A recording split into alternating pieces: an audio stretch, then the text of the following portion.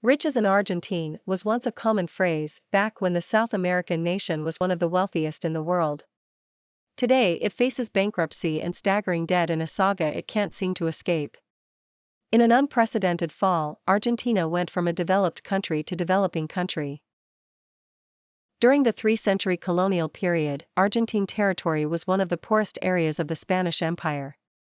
Following the formation of the first national government in 1810, the rising Argentine nation started a process of change in its institutions, practices, and customs.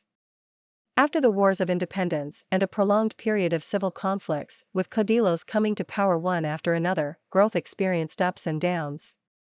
But then, sometime in the 1870s and 1880s, the Argentine political system settled into a predictable pattern.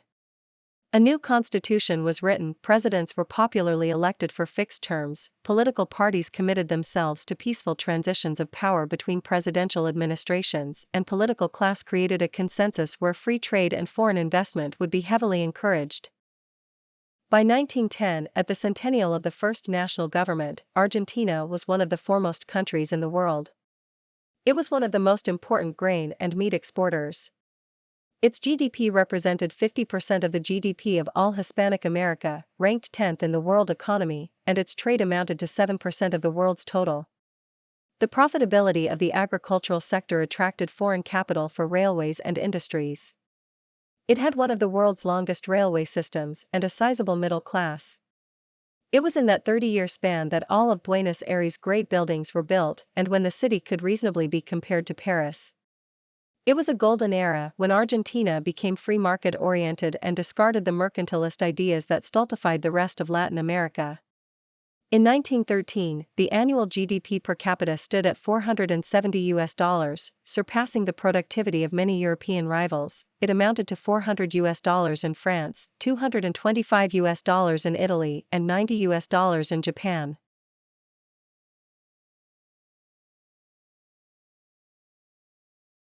Like in many countries around the world, situation in Argentina began to deteriorate at the end of the 1920s as a result of Great Depression.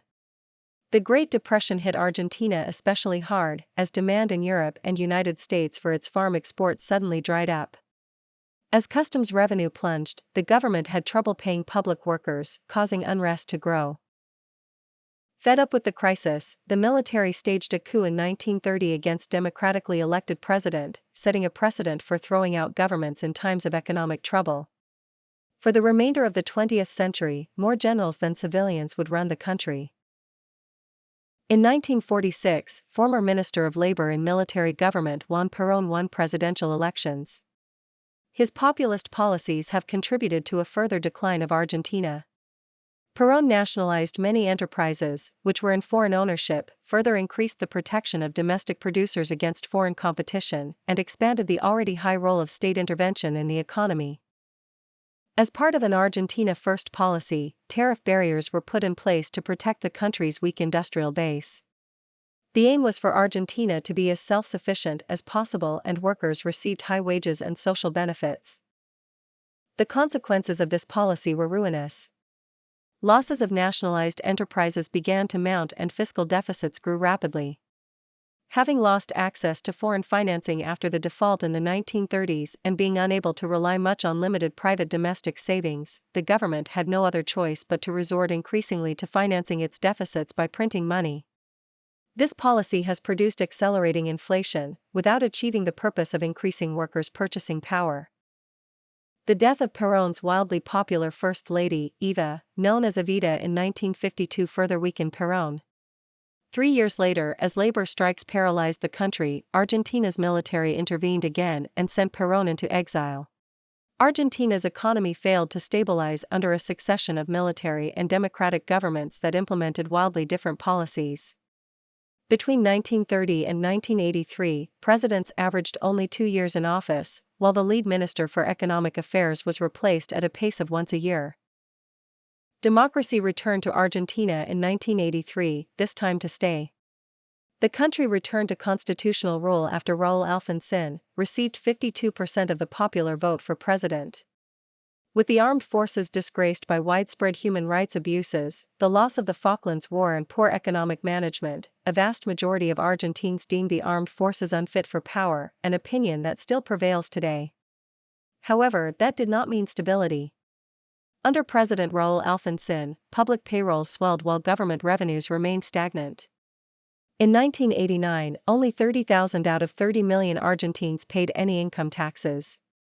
That year, inflation reached an unprecedented 5,000%, rising so fast that some supermarkets read prices out over intercoms rather than bothering to update price tags. As strikes swept the country and rioters looted supermarkets for food, Alfonsin decided to hand over power 5 months early to his elected successor, Carlos Menam. Menam spent the 1990s cultivating foreign investment, slashing import tariffs, and privatizing money-losing state enterprises. Inflation fell to single digits, and Argentina was for a time hailed as a poster child for free market reforms by the International Monetary Fund and others. On January 1992, Argentina's economy minister, Domingo Cavallo, introduces the system of peso convertibility, guaranteeing an exchange rate of 1 peso for $1. The dollar peg helped bring inflation under control. In 1989, the country's inflation rate stood at 5,103%. It fell from 84% in 1991 to 17.5% in 1992 and 7.4% in 1993. However, the process of privatization was suspected of corruption in many cases. Ultimately, the privatized enterprises became private monopolies. By the time Menam left office in 1999, rampant corruption was scaring off many investors. Argentina fell into a deep recession in the second half of 1998, triggered and then compounded by a series of adverse external shocks. Contagion from financial crises in East Asia and Russia caused capital to rush out of Argentina almost as quickly as it had come in. The currency peg that Menam used to tame inflation became untenable as the government, unable to print money, borrowed it instead. Argentina did not enjoy a rapid recovery, and the sluggishness of GDP growth fueled concerns about the sustainability of public debt. In October 2000, with recession dragging on, interest rates high, and Argentina's debt reaching 50% of GDP. In 2001, unemployment soared beyond 20%, and reports surfaced of widespread hunger and malnutrition in a country that had long prided itself as being one of the world's breadbaskets. In the end of 2001, as people's fears that the peso would be devalued caused massive withdrawal of bank deposits. Seeing the end was near, in order to stop a bank run, the government limited all cash withdrawals to $250 pesos per depositor per week, and no one could take more than $1,000 pesos out of the country. The $250 pesos rule devastated business. Nobody had cash to buy anything. The direct response to the imposition of the policies was the December 2001 crisis. Rioting and protests became widespread on December 19, 2001, immediately following the President Fernando de la Rua's declaration of a state of emergency and his resignation on the following day. The subsequent political instability led to 4 presidents succeeding him in only 10 days. Then, in January 2002, the government devalued the peso to 1.40 pesos per dollar, so everyone with a peso account sustained an overnight 30% confiscation. Next, they froze all savings accounts above $3,000 for a year, and mandated that larger accounts could only withdraw their cash in 12 monthly installments after the year. Things got worse. In late January 2002, it was decreed all dollar accounts were converted to pesos and banks could only redeem in pesos. This was devastating, since 2/3 of all deposits were in dollars, and the peso was now only worth 60 cents. And depositors still couldn't withdraw more than a trivial amount of pesos. It was pure theft, a transfer from depositors to the banks. The peso crisis have transformed Argentina into a dollarized country. Real estate prices, for example, are fixed in dollars. Argentina then made history with the largest ever sovereign debt default of $100 billion. The country, whose wealth rivaled that of France 7 decades ago, was lying in ruins, its face to the ground. Since the default, Argentina has remained cut off from foreign capital markets and is considered a pariah by most investors. Argentina's economy started to climb out of the crisis in 2003. Agricultural exports hit a record high thanks to a cheaper peso and the growing demand of Asian markets, mainly from China, and the country attracted more investments. Argentina also managed to restructure its massive debt, offering creditors new bonds for the old, defaulted ones. However, the economy was paying the price for President Cristina Fernandez's populist and interventionist policies. Cristina's government borrowed money and spent massively on both social programs and subsidies to appease and solidify her political base. As a result, Argentina's debt skyrocketed, with deficit spending financed in part by extensive foreign borrowing. Such borrowing was hardly sustainable, causing long-term problems to the economy. When foreign borrowing was not enough, it turned to borrowing from the central bank to fund public spending, leading to rapid money growth and rising inflation. The government even nationalized private pension funds to pay its debt. The deficit-financed spending spree drove both inflation and interest rates up. The more the Argentine government borrowed, the more expensive credit became for private businesses. High borrowing costs, coupled with increasingly tough regulations of the private sector, strangled business investment, leaving Argentina's economy in disarray and unemployment surging. As the economy deteriorated, tax receipts fell substantially, further worsening the government's fiscal position. Meanwhile, Argentina's inflation kept going up, reducing its export competitiveness.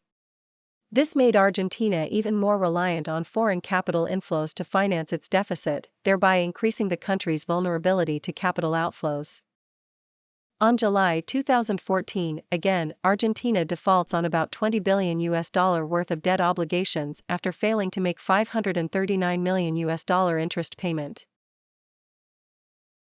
Mauricio Macri, a former mayor of Buenos Aires, got elected and took office as the new president of Argentina in December 2015 on campaign promises to revive an economy crippled by his predecessor's populist social programs and regulations. The problems of rocketing inflation and excessive foreign debt, however, proved to be too daunting for the new Argentine government to solve anytime soon. In fact, the country's foreign debt continued to soar under Macri's government. Apparently, there was no easy solution. Any efforts to roll back public spending and subsidies put in place by the previous Cristina's administration could likely raise social discontent and meet strong political opposition. While Macri's government struggled to cut deficits, tame inflation, and service debt in foreign currencies, the country's already dire situation was exacerbated by two significant unfavorable events. Argentina's agriculture industry is its key engine of growth. Unfortunately, Argentina was hit by a historical drought in the 2017 to 2018 growing season. The drought dealt a serious blow to Argentina's exports and tax collection, causing its economy to contract. Additionally, the continuing strength of the US dollar made Argentina's situation even worse. The rising US interest rates induced investors to pull money out of Argentina, thereby piling considerable pressure on the Argentine peso. Moreover, the marked depreciation of the peso pushed up import costs and fueled higher inflation in the Argentine economy. A stronger dollar also made Argentina's sizable dollar debt more difficult to service and repay, thus further deepening the nation's economic woes. To improve investor confidence, in April and May 2018, the central bank jacked up its benchmark interest rate to 40% and government announced fiscal reforms to cut the budget deficit. Until August 2018, Argentina's peso lost more than 50% of its value against US dollar, contributing to rising inflation and soaring interest rates. Argentina had to ask for financial assistance from the International Monetary Fund, and the country obtained a $57 billion bailout package, the biggest loan in the IMF's history. The austerity measures and lingering recession in Argentina eroded Macri's political popularity. In the 2019 election, Macri lost decisively to the Alberto Fernandez. After taking office in December 2019, President Fernandez pursued a number of measures that aimed to revive the economy, including freezing utility tariff prices, reducing medicine prices, increasing worker wages, giving tax rebates to the most vulnerable members of society, and increasing severance pay. To offset the fiscal cost of these reforms, the government enacted a number of tax increases. The government also focused on addressing public debt, opening talks with bondholders and other creditors, including the IMF. The COVID-19 pandemic further increased economic pressure on the government. Argentina's economy is forecast to contract by 5.7% in 2020, and the government is on track to run a budget deficit. The central bank is printing money to finance the government, which risks further inflation. On May 22, 2020, the government missed a $503 million interest payment on dollar bonds, putting the government into its ninth default. More bondholders would need to accept the bond swap before it can proceed, however, and negotiations continue. Argentina, though, is accustomed to bankruptcy and recovery, and to relative decline. Since 1921, when it was one of the richest countries in the world, Argentina is a classic example of an economy whose relative stagnation does not appear to be the consequence of climate, racial divisions, Malthusian poverty, or technological shortcomings. It is its society, not its economy, that appears to be unwell. The country has never managed to come out of its crisis. Its debt increased in the 1980s. In the 1990s, it attempted to solve the problem through privatizations. Then came the exchange rate crises of 2001 and 2002. There were periods of calm, but the structural issues were never resolved. The crisis keeps returning because it never went away. Economist Martin Rapetti estimates that, in real terms, Argentina's per capita GDP is today almost the same as it was in 1974, with the additional problem of inequality between the rich and the poor being considerably greater.